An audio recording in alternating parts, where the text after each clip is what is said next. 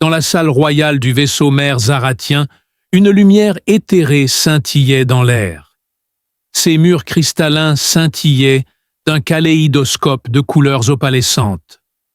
Au milieu de cette pièce lumineuse se tenait la reine Veilra, la souveraine dorée de l'empire Zora. Sa silhouette élancée, ornée de vêtements fluides qui se balançaient au moindre de ses gestes. Sa peau, une fusion captivante de teintes dorées, reflétait la lumière d'une manière qui donnait l'impression qu'elle avait été sculptée à partir de corps célestes. Un objet ancien vibrant d'une lueur intérieure, l'amulette d'Éthérus pendait autour de son cou, la marquant comme la dirigeante choisie de son peuple. Cette réunion diplomatique était différente de toutes les autres. L'arrivée de la délégation humaine était accompagnée de nouvelles qui pourraient en changer la trajectoire de l'histoire de la galaxie. Les humains étaient complètement nouveaux pour les Zaratiens qui étaient renommés pour leur technologie de pointe et leur attention méticuleuse aux détails. Selon leur documentation, des créatures préhistoriques luttaient pour leur survie sur leur monde bleu. Pourtant, les voilà essayant d'obtenir une audience avec l'entité la plus puissante de l'univers. Ses vêtements cérémoniels étaient délicatement tracés par les minuscules doigts de Veilra. La grâce et l'autorité se dégageaient de chacun de ses mouvements. Elle avait méticuleusement planifié cette rencontre, comme il se doit pour une reine qui supervise des flottes de vaisseaux spatiaux à travers les systèmes stellaires. Ses conseillers l'avaient informée en détail sur la physiologie humaine, l'organisation sociale et les traditions étranges. Pourtant, elle n'était pas préparée à ce qui l'attendait lorsque les portes de la pièce s'ouvrirent en sifflant, révélant l'homme qui s'y cachait. Une peur ancienne trembla en Veilra, un sentiment qu'elle n'avait pas ressenti depuis des éons, alors que l'homme avançait son visage ridé, reflétant la lumière ambiante. Avec une démarche qui racontait d'innombrables guerres menées et survécues, le soldat humain entra dans la pièce. Capitaine Eric Thorne était son titre officiel, qui avait de l'importance parmi sa propre race, mais n'avait aucune incidence sur la cour zaratienne assemblée. Personne ne pouvait détacher les yeux de lui, pas même les reines, à cause de la cicatrice nette qui s'étendait en diagonale de derrière son œil jusqu'au coin de ses lèvres sur le côté gauche de son visage. La cicatrice elle-même était frappante, mais ce qui attirait vraiment l'attention des gens, c'était la façon dont elle changeait tout son visage. Une carte d'expérience a été formée par l'imperfection. D'une manière que la symétrie parfaite ne pourrait jamais accomplir, chaque ligne raconte des histoires de persévérance et d'altruisme. Il y avait des signes d'une expérience durement acquise sur l'uniforme de Thorne. Des patchs cousus sur des blessures par balles, des cicatrices de brûlures de plasma et des médailles méticuleusement mais négligemment épinglées.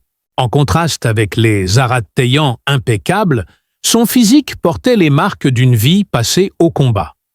Un nez légèrement dévié, en raison d'une fracture précédente, des articulations des doigts enflées, en permanence, à cause d'une vie de coups, et une épaule légèrement plus basse que l'autre, à cause d'une blessure mal cicatrisée.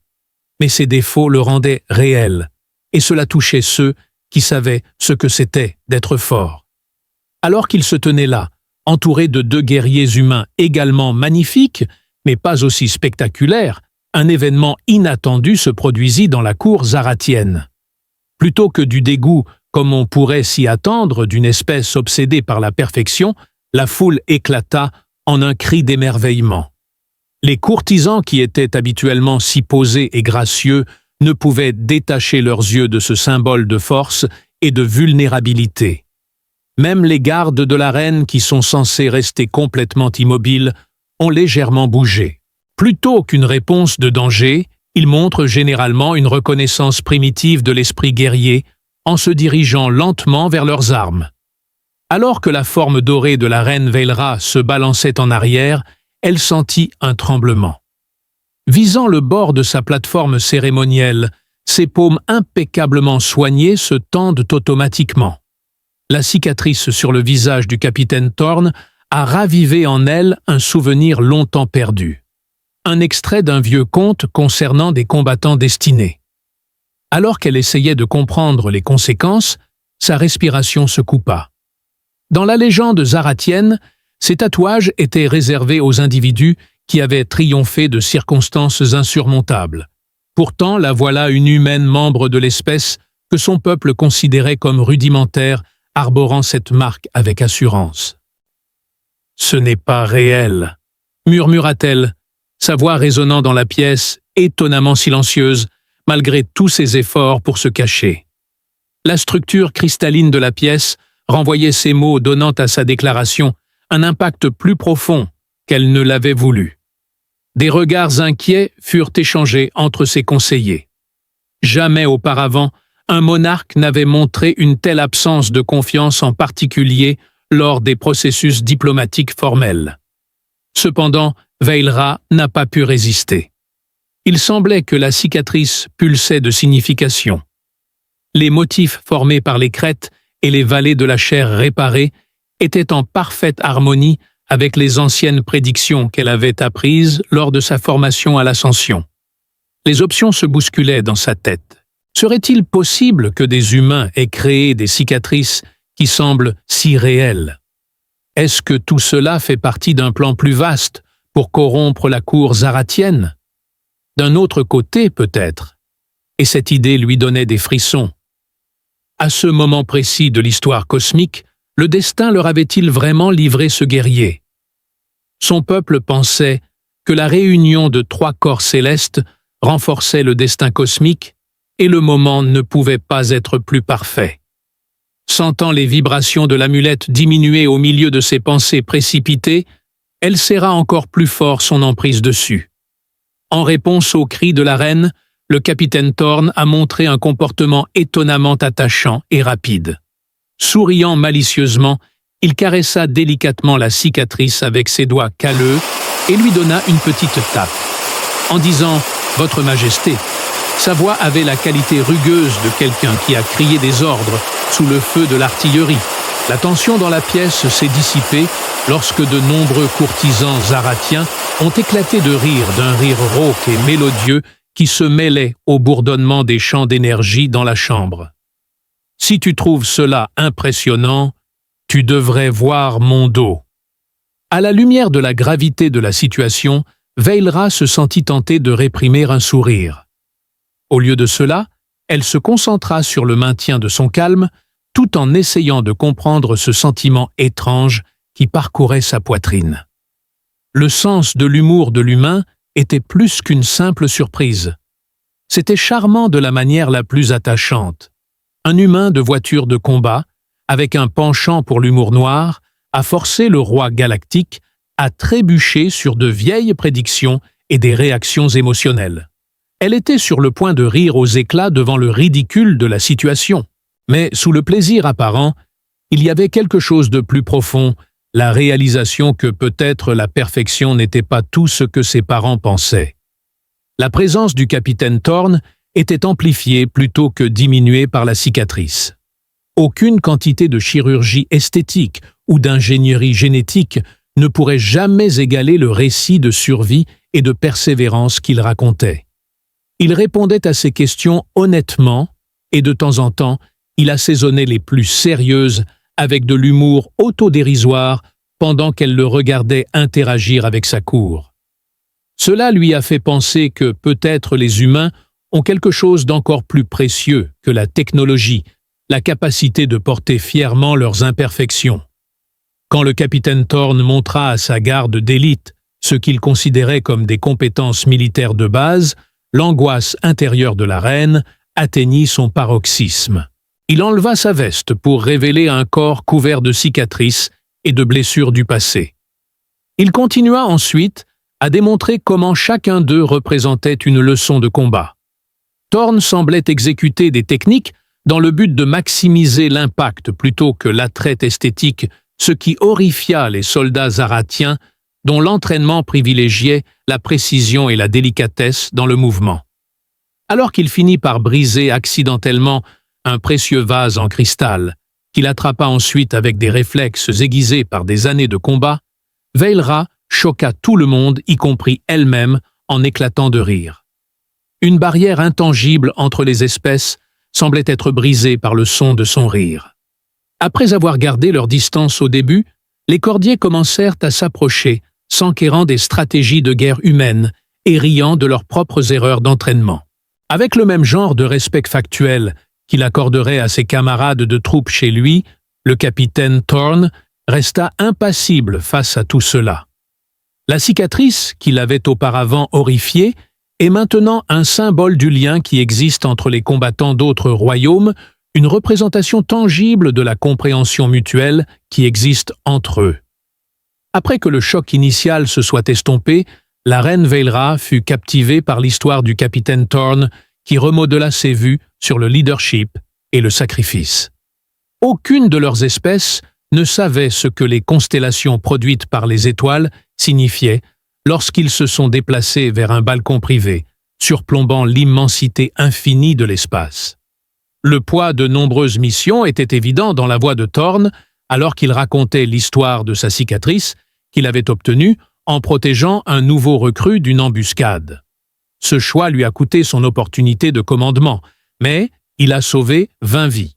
Alors qu'elle prenait conscience de la profonde dévotion de ses sujets envers leurs camarades soldats, la reine écoutait attentivement ses yeux dorés, reflétant ceux de ses fils éloignés. Leur conversation devint philosophique, alors qu'ils réfléchissaient à la nature du véritable pouvoir. Des histoires sur sa propre ascension au trône, les sacrifices pour l'harmonie de son peuple et l'isolement de la perfection faisaient tous partie du répertoire de Veilra. Thorne hocha la tête avec compréhension et continua à décrire comment les dirigeants humains privilégiaient souvent le caractère à l'uniformité, les cicatrices à la peau lisse et l'expérience à la beauté extérieure. La reine commença à voir des similitudes entre leurs métiers au fur et à mesure qu'ils conversaient. Les gens les considéraient tous les deux comme des défenseurs. Tous deux portèrent le poids de responsabilités incompréhensibles et avaient enduré les conséquences indélébiles de leur position. Le lien émotionnel se renforça lorsque Thorne dévoila une petite photographie dissimulée sous son uniforme, une image de la Terre prise depuis l'espace. Regarder sa planète natale tourner sous lui, avec son atmosphère bleue délicate, protégeant des milliards de personnes, était une vue magnifique, dit-il. Quand il demanda à Veilra de parler de son monde natal Zorit Prime, elle lui montra une représentation holographique et décrivit la symphonie de la forêt cristalline avec le champ magnétique de la planète. Après des décennies de malentendus, elle se sentait enfin entendue et comprise, non pas en tant que reine, mais en tant que femme qui aimait sa patrie et son peuple, avec une passion inébranlable. Lorsqu'une communication urgente les interrompit en pleine phrase, l'atmosphère changea radicalement. Alors que les sirènes du palais retentissaient, ils pouvaient voir à travers les murs transparents de la chambre l'arrivée d'autres vaisseaux qui n'avaient pas été nommés. Il y avait une force obscure qui semblait déformer l'espace autour de ces vaisseaux, les rendant différents de tout ce que l'on pouvait trouver dans les flottes zaratiennes ou humaines. Les traces distinctives du groupe de l'ombre étaient instantanément identifiables pour le capitaine Thorne. Le groupe rebelle était censé avoir été anéanti depuis longtemps. Alors que les gardes de Veilra formaient des armes faites d'énergie lumineuse pure, sa main se déplaça immédiatement vers son arme de poing. Dans son ton, Thorne mit en garde « Votre Majesté, c'est l'heure des affaires. Ces pillards ne sont pas des gens ordinaires. » Alors que la reine s'approchait des données tactiques auxquelles elle accédait par son lien mental, elle entendit les mots « quelque chose de spécifique ». Les vaisseaux ennemis utilisaient des champs de brouillage pour perturber les systèmes de communication tant humains que zaratiens. Dans la chaleur de la bataille, Veilra vit le retournement de situation. Le collectif des ombres prévoyait d'attaquer à ce moment précis parce qu'il pensait que l'amulette d'Éthérus renforcerait leur technologie obscure. Thorne ne perdit pas de temps à donner des ordres aux gardes de la reine, surprenant même les soldats zaratiens les plus aguerris avec sa connaissance des formations défensives. Alors qu'il travaillait en tandem avec les forces humaines et extraterrestres, sa cicatrice semblait irradier de détermination, tandis qu'il élaborait une stratégie de défense hybride combinant l'adaptabilité des humains avec la puissance technologique des Zaratiens. Veilra regardait avec émerveillement alors que le soldat aguerri se métamorphosait en un leader inné rassemblant deux races face à un danger commun, une ironie qu'elle ne pouvait s'empêcher de remarquer. Le capitaine Thorn se retrouva à la tête d'une équipe mixte, traversant les couloirs cristallins du palais, alors que les collectifs de l'ombre lançaient des vagues de groupes d'assaut, mettant à l'épreuve la nouvelle alliance formée entre les forces humaines et zaratiennes.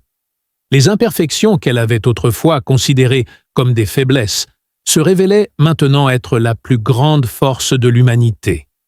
Une jeune zaratienne, nommée Lyrène, trébucha sous le feu ennemi lors d'une escarmouche particulièrement intense, son armure dorée scintillant d'énergie sombre.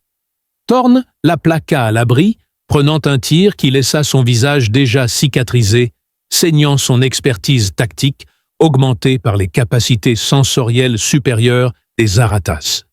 Alors que la bataille se poursuivait, la reine Veilra observa comment ses propres gardes, qui avaient été rigides dans leur protocole, s'adaptaient à l'approche plus fluide de Thorn en matière de combat, un signe d'un lien plus profond entre leurs espèces. Regarder cet acte de bravoure à travers son interface de commandement provoqua un changement en elle. La volonté de l'humaine de donner sa vie pour son peuple allait au-delà de la simple diplomatie. Un groupe d'opérateurs du Shadow Collective a essayé d'utiliser un dispositif de piratage sophistiqué sur le système de sécurité du palais, mais l'un des soldats de Thorn l'a désactivé d'un coup de pied bien placé et d'un murmure « Vous auriez dû vous en tenir à la technologie de base ». Les assaillants étaient complètement surpassés par la force imprévisible qui défiait les tactiques de guerre conventionnelles. Malgré la chaleur intense de la bataille, des moments humoristiques ont émergé aidant à alléger la tension. Des rires qui ont brièvement déconcerté leurs adversaires. Veilra, elle aussi, réussit à esquisser un petit sourire en ordonnant aux troupes de profiter de cette diversion. Les choses ont pris un tournant lorsque les envahisseurs ont menacé de déstabiliser tout le palais en ciblant le noyau principal d'énergie. Alors qu'ils se préparaient pour l'attaque, Thorn se tourna vers Veilra et dit « On va voir si ta symétrie parfaite peut gérer un peu de chaos. » Son sourire intrépide trahissait sa confiance dans le plan qui impliquait des attaques coordonnées des deux espèces utilisant les propriétés uniques des armes énergétiques zaratiennes combinées avec des explosifs humains. À la suite de la bataille, le palais était dans un état de chaos organisé, alors que les équipes de réparation des deux espèces travaillaient ensemble pour restaurer les systèmes endommagés. La reine Veilra et le capitaine Thorn déambulaient dans les couloirs, faisant le point sur les dégâts et discutant des implications plus profondes de leur alliance inattendue. Leur coopération réussie était évidente à chaque tournant. Des installations médicales qui soignaient les blessures des deux espèces, de manière égale, des centres de communication bourdonnants d'un mélange harmonieux de langues humaines et extraterrestres, des barricades humaines, renforcées par la technologie cristalline zaratienne, et leurs relations avaient évolué au-delà de la simple diplomatie ou de la camaraderie sur le champ de bataille.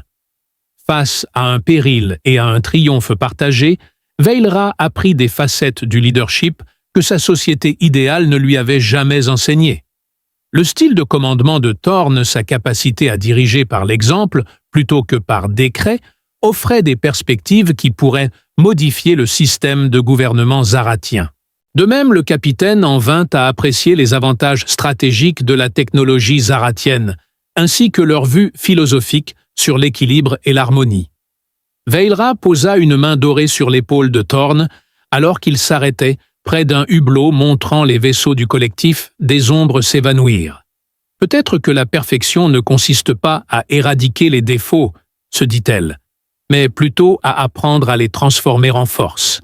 La cicatrice sur son visage, qui avait autrefois été une source de division culturelle, était devenue un symbole de leur unité, preuve que la force vient souvent de la surmontée des imperfections. Le capitaine hocha la tête, son sourire en coin habituel revenant sur son visage. « Et peut-être que parfois, dit-il, Il s'agit de réaliser que ce que nous pensions être une faiblesse était en réalité notre plus grand atout depuis le début. Leurs yeux se croisèrent dans un regard de compréhension et de respect mutuel, alors que la structure cristalline du palais bourdonnait de nouvelle vie, marquant le début d'un partenariat que ni l'une ni l'autre espèce n'avait prévu, mais dont les deux avaient désespérément besoin. Alors que le palais semblait se stabiliser dans un rythme de réparation et de réflexion, un événement inattendu se produisit.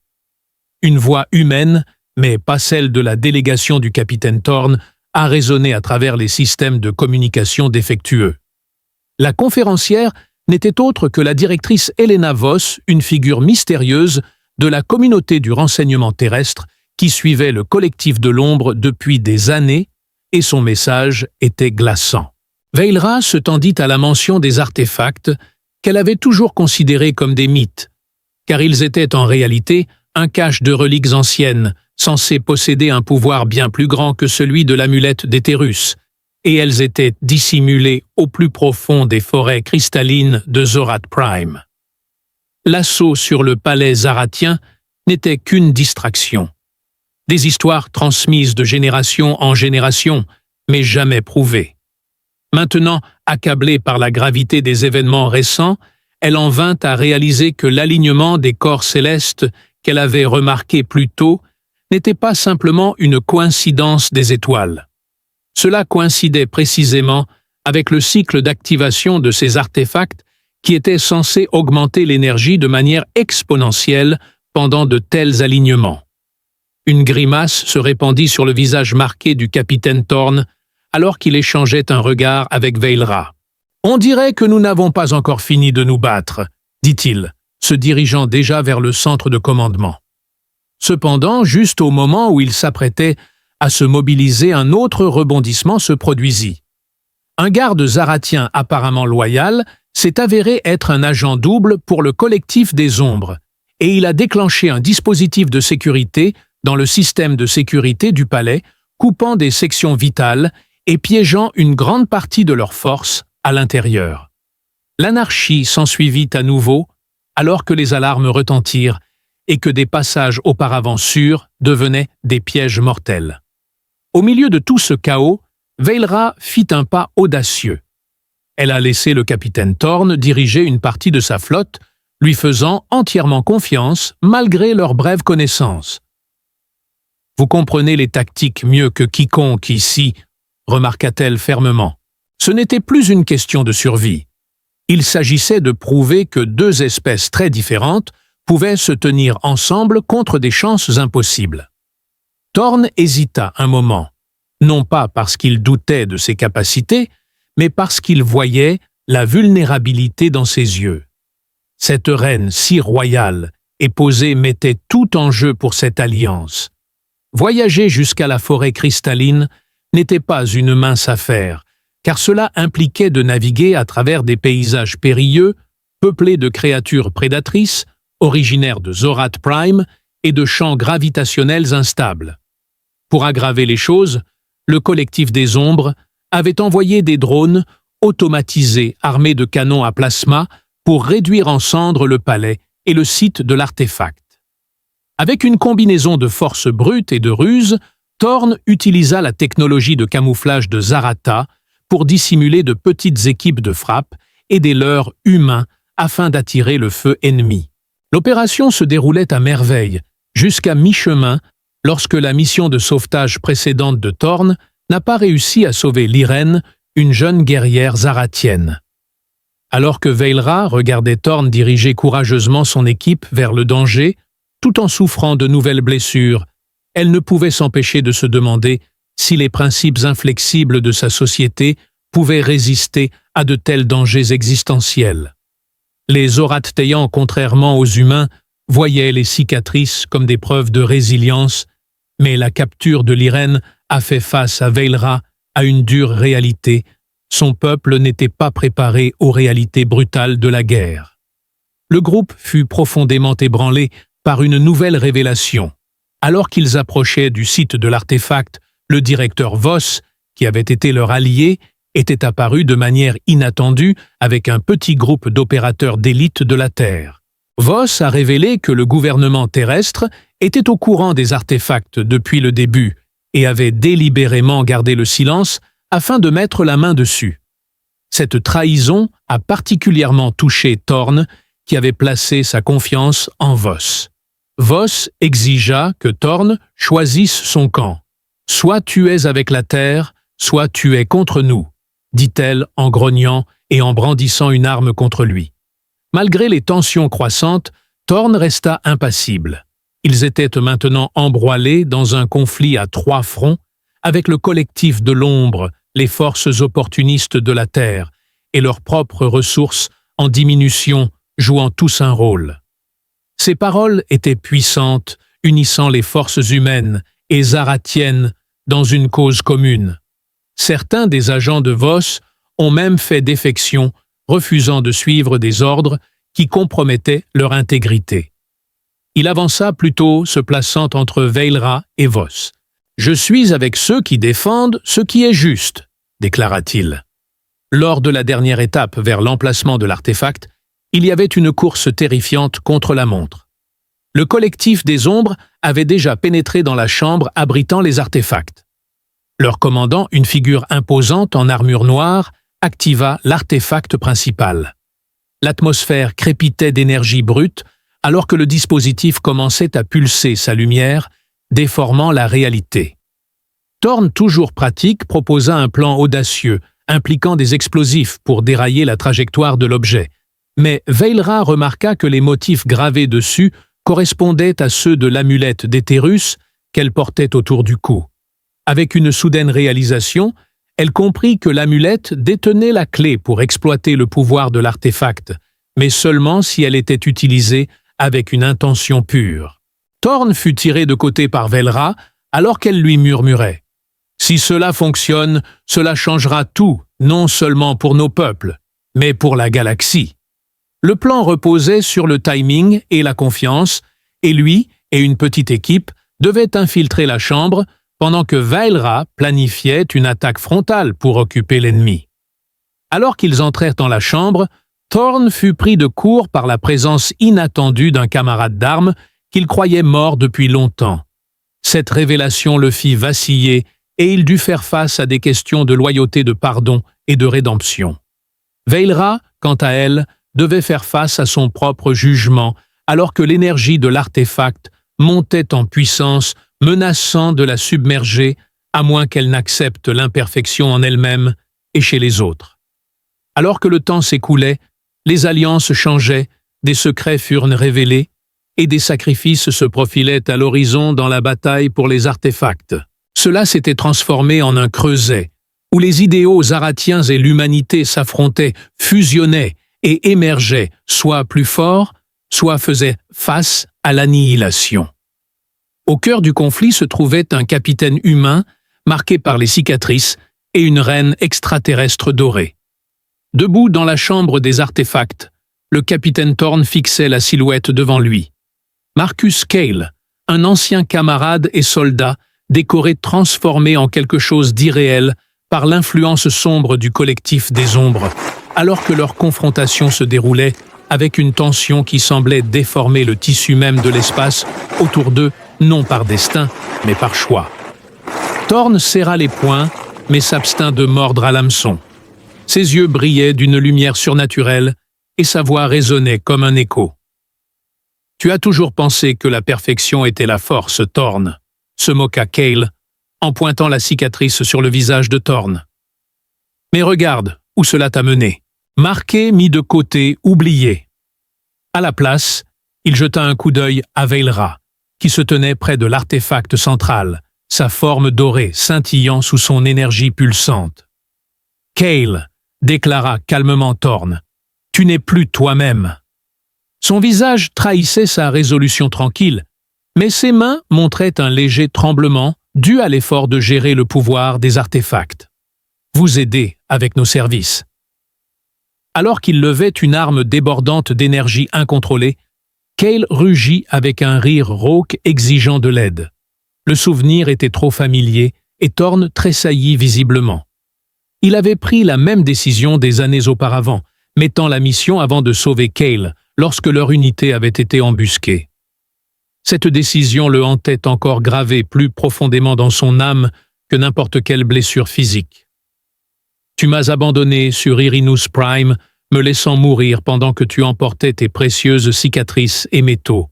Mais ce n'était pas le moment de se sentir coupable, c'était plutôt le moment d'agir. »« Je t'ai échoué alors, Cale », avoua Thorn, sa voix inébranlable, malgré son combat intérieur. « Cependant, je ne laisserai personne d'autre échouer ici aujourd'hui. » Veil avança avant que Cal ne puisse répondre, sa présence attirant l'attention. « Cet artefact n'est pas destiné à être utilisé par la colère ou la vengeance, » déclara-t-elle, sa voix mélodieuse perçant l'atmosphère chargée. « Son pouvoir cherche l'harmonie, l'équilibre, pas la destruction. » Cale grogna et tira une décharge d'énergie vers elle, mais Thorn l'intercepta avec son bouclier corporel. Elle avait levé l'amulette d'Éthérus, sa lueur s'intensifiant, alors qu'elle y canalisait sa volonté. Alors qu'il se relevait après le coup serrant la mâchoire de douleur, il jeta un coup d'œil par-dessus son épaule et aperçut l'afflux de soldats zaratiens entrant dans la pièce, suivis de renforts humains menés par des déserteurs de l'équipe de Voss. Alors que la marée tournait, l'énergie de l'artefact se déchaînait de manière imprévisible, menaçant de déstabiliser toute la planète. Veilra ferma les yeux et se concentra sur l'amulette, sentant le poids de siècles de tradition peser sur elle. Il y avait une attente de maintenir la perfection et de préserver l'ordre avant tout. Cependant, en s'ouvrant au pouvoir de l'artefact, elle réalisa que le véritable leadership ne consistait pas à adhérer rigidement aux idéaux, mais à s'adapter pour protéger ce qui comptait le plus. Avec une profonde inspiration, elle laissa l'imperfection couler en elle. Avec ses luttes intérieures, l'artefact répondit miraculeusement, stabilisant l'énergie pulsante et créant une barrière protectrice autour de la chambre. Pendant ce temps, les forces du collectif des ombres à l'extérieur commencèrent à se retirer, alors que leurs armes ne parvenaient pas à pénétrer la stabilité nouvellement établie. À l'intérieur, Cale recula en trébuchant, ses yeux lumineux s'agitèrent de manière erratique. Pendant un instant, l'ancien Marcus, l'homme que Thorn avait autrefois appelé frère, émergea des ombres. « Ça ne doit pas se terminer ainsi », plaida Thorn en s'approchant. Cale s'arrêta, pris entre l'animosité qui le poussait et l'humanité qui luttait pour se réaffirmer. Thorn avança prudemment, tendant la main. « Nous allons régler ça », murmura-t-il, « ensemble. » Alors que les médecins zaraiens se précipitaient pour le maîtriser, l'éclat dans ses yeux s'estompa, ne laissant derrière lui que lassitude et remords. L'Irène, le jeune guerrier zaratien que Thorn avait sauvé plus tôt, intercepta la directrice Voss avant qu'elle ne puisse activer le dispositif de confinement portable. La trahison de Voss avait brisé la confiance parmi les humains, mais elle croyait manifestement qu'obtenir les reliques compenserait ses actions. Ils se battirent un moment avant que Voss ne trébuche et n'explose, la rendant inconsciente et endommageant le champ stabilisateur de l'artefact. La chambre éclata en panique, alors que l'énergie fluctuait à nouveau, et Veilra, qui était toujours lié à l'artefact par l'amulette, cria de douleur, alors que la pression devenait insupportable. Alors que Thorn se précipitait à ses côtés, il posa une main rassurante sur son épaule et l'encouragea. « Tu peux le faire », sa voix débordant de conviction. « Fais-toi confiance. » De toutes ses forces, Veilra appela l'artefact, et tous ceux qui l'entouraient, puisant de la force dans la résilience de Thor, le courage de l'Irène, et même la loyauté brisée de Cal. Rassemblés parmi les ruines du site, les survivants observaient l'artefact rester inactif, son secret préservé pour le moment, tandis qu'ils y canalisaient leur volonté collective. Graduellement, l'énergie chaotique s'est estompée, remplacée par un bourdonnement harmonieux qui résonnait dans toute la chambre. Debout avec le capitaine Thorn, la reine Veilra le regarda avec une expression qui en disait plus que des mots. Leur alliance n'était pas seulement une question de survie, c'était un symbole d'espoir, la croyance que les défauts, lorsqu'ils étaient acceptés, pouvaient créer des liens plus forts que n'importe quel empire reposant uniquement sur la perfection. Cependant, malgré l'occasion joyeuse, de nouvelles préoccupations ont commencé à émerger. À quel point ces technologies anciennes étaient-elles répandues? Quels groupes cherchaient à les exploiter? Et surtout, combien de temps leur unité fragile pourrait-elle durer dans un cosmos violent? Néanmoins, pour le moment, il y avait de la tranquillité et de l'espoir pour un avenir où les Zarathtéens et les humains pourraient coexister, tirant de la sagesse des expériences de chacun. Au milieu du plafond brisé, les étoiles brillaient intensément, illuminant les visages de ceux qui avaient enduré les horreurs de la bataille et du sacrifice. Thorn sourit à Riley et fit une blague qui fit rire ses camarades combattants. La reine Veilra, avec ses yeux dorés reflétant sa nouvelle sagesse, rit doucement et acquiesça aux paroles du capitaine Thorn. Avant toute chose, assurons-nous que notre peuple sache que parfois les meilleurs résultats viennent de l'acceptation et même de la célébration de nos imperfections. Dans les jours qui suivirent, l'alliance entre les Zarathtéens et les humains devint quelque chose de nouveau, un partenariat basé non sur le commerce ou les traités, mais sur le respect mutuel et le sacrifice partagé. La perfection n'est pas l'absence de défauts, déclara la reine Veilra, en levant l'amulette d'Éthérus. C'est le courage de les affronter, de devenir plus fort à travers eux. Alors qu'elle s'adressait à son peuple, depuis le palais restauré, sa voix portait force et vulnérabilité en parlant des leçons apprises pendant la crise. Elle prononça des mots qui ébranlèrent son peuple jusqu'au plus profond de son être, et ils commencèrent à valoriser la résilience plus que les principes stricts. Le capitaine Thorn fut élevé au rang d'ambassadeur honoraire, et sa cicatrice fut embrassée comme un signe d'unité plutôt que de faiblesse. Accompagné de Veilitra, il parcourut la galaxie formant des alliances avec d'autres races qui avaient auparavant été méfiantes de la domination zarathéenne. Ensemble, les humains et les Zarathiens étudièrent les artefacts sous leur garde conjointe. Les secrets de ces artefacts menèrent à des innovations qui aidèrent tout le monde. La directrice Voss, qui avait été déposée mais fut épargnée de l'exécution à l'instigation de Thorn, trouva la rédemption dans son dévouement à cette nouvelle ère de coopération. La récupération de Marcus Cale fut progressive mais constante, avec l'aide à la fois des thérapeutes humains et des guérisseurs zarathiens. Thorn lui tapa sur l'épaule. « Non, nous sommes quittes. »« Ne disparais plus d'accord, » dit Cale d'un ton bourru en retrouvant Thorn leur lien plus fort qu'auparavant. Ils se tenaient sur un balcon surplombant les forêts cristallines de Zorit Prime un soir. Lien devint une héroïne nationale, et le courage avec lequel elle affrontait l'adversité encouragea la prochaine génération de Zarathéens à valoriser à la fois la tradition et l'innovation. Lien plaisantait souvent sur le fait que sa maladresse au combat avait en réalité sauvé la situation, et les personnes qui l'auraient méprisée pour cela riaient avec elle. Une dernière pièce du puzzle est arrivée lorsque Veilra invita Thorn à se joindre à elle pour officialiser le partenariat lors d'une cérémonie spectaculaire. En même temps, le gouvernement de la Terre abandonna discrètement sa politique isolationniste, réalisant que la collaboration offrait des avantages bien plus importants que la domination.